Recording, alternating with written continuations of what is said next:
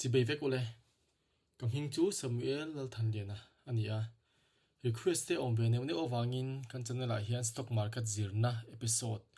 stock market for beginners ti chu mizo togin on ti chu an tum do na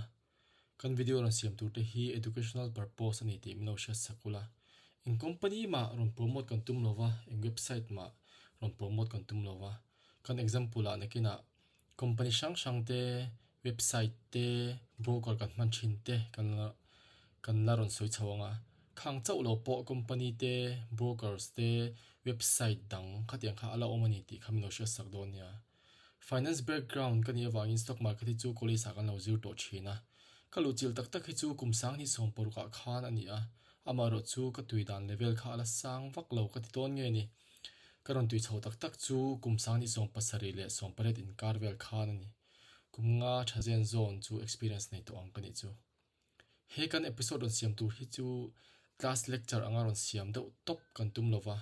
mitam zok ina stock market kan lo me sha thei nan le course man to zok leive thei lo tena a free a zirna kan lo don ve thei nan mizo ta na kan contribute ve thei na turani be share on siam kan ni a amaro chu nadang nei te kan ni awangin recording santi nu a video han edit le awak te hi huna he em thina wangin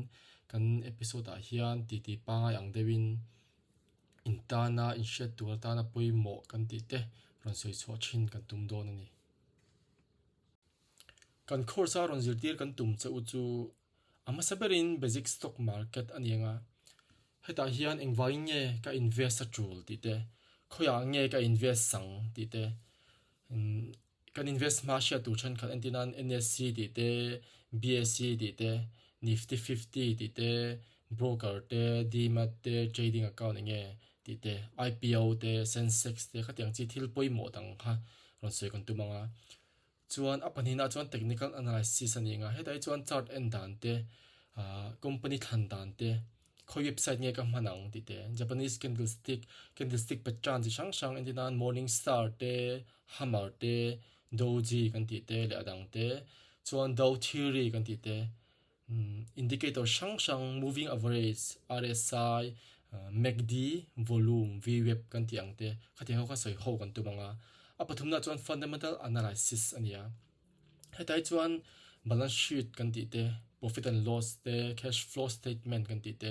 eng website ange ka hmu thayang khoi chang ka download ang ti te inting IPO ka apply ang ti te kha IPO kha apply chi ni em gray market premium ti te en kan tumanga chuan ratios kan ti entinan P ratio te XIRR ti te IRR ti te MIRR modified internal rate of return kan ti te CAGR kan tiang te khatiang chi ratios poimo te kan enanga chuan under value over value stock company kha over value ni em under value ni em ti te kan enanga chuan company financial report endan annual report endan khochang annual report ka download ang engtin nge ka enang kha company kha invest tlak ani em ti te en how kan tumanga chuan apalina chuan options le futures trading kanon tia hemi omzel chu tlema kan thiam ve do nu technical analysis te fundamental te kan ni nu invest kan chan ve to nuwa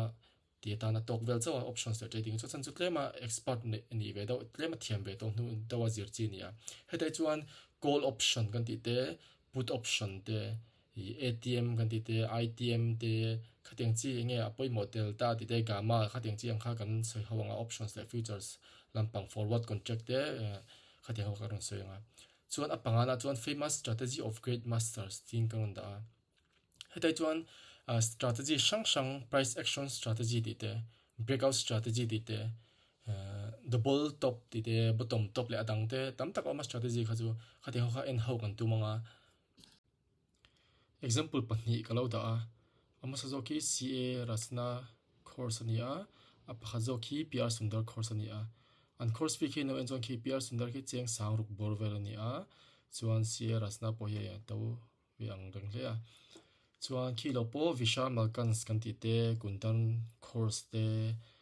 Madras traders kan tiang te le course dang tam tak oma course kalau soi tak te kha hi kalau zir to chin ho le kalau le ve to ho ania lecture course si som pahni chang som panga vel chu kalau le ve to indu chuan a free in ka laptop join access thenga eng strategy ngi an follow bi ka an success thei big dan te kan en ho don nia video dot le kan mu chau don nia